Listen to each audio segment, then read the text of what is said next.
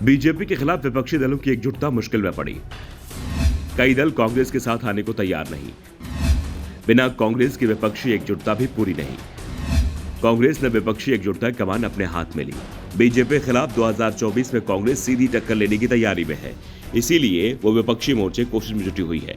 कोशिश ये चल रही है कि बीजेपी के मुकाबले विपक्ष का एक उम्मीदवार मैदान में उतारा जाए, यानी बीजेपी विरोधी वोटों के बंटवारे को रोका जाए। अगर बीजेपी विरोधी वोट बंटने से रोक दिया गया तो लड़ाई बेहद आसान हो जाएगी और 2024 में बीजेपी की दिल्ली की सत्ता से विदाई हो जाएगी। विपक्षी एकता के लिए कांग्रेस ने कोशिश भी शुरू कर दी है। कांग्रेस नेता विपक्षी दलों के प्रमुखों से मिल रहे हैं, रणनीति तैयार की जा रही है। दावा किया जा रहा है कि कर्नाटक विधानसभा चुनाव के बाद दिल्ली में कांग्रेस विपक्षी दलों की बड़ी बैठक बुलाने वाली है और इस बैठक में साफ हो जाएगा कि कौन सा दल विपक्षी मोर्चे में है, कौन सा दल अलग राह पकड़े हुए है।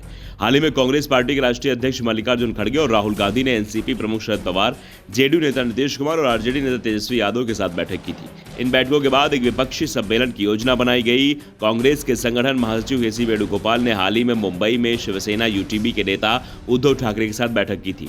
उन्हें दिल्ली में होने वाले सम्मेलन में शामिल होने के लिए आमंत्रित किया। हालांकि बैठक की तारीख और जगह अभी तय नहीं की गई है।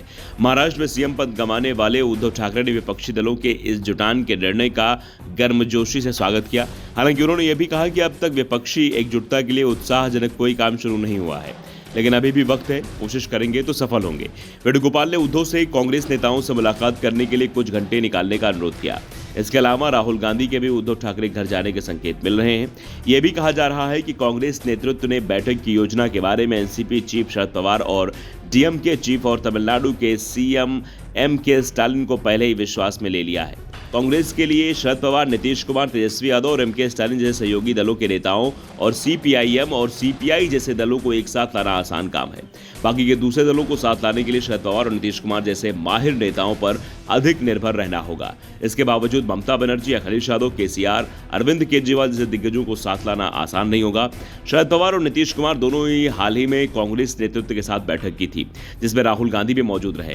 विपक्षी एकता दिखाने के अलावा बैठक में कुछ सामान्य मुद्दों को तय करने की उम्मीद है, जिस पर विपक्ष खुद को भाजपा और मोदी शासन के खिलाफ खड़ा कर सकता है।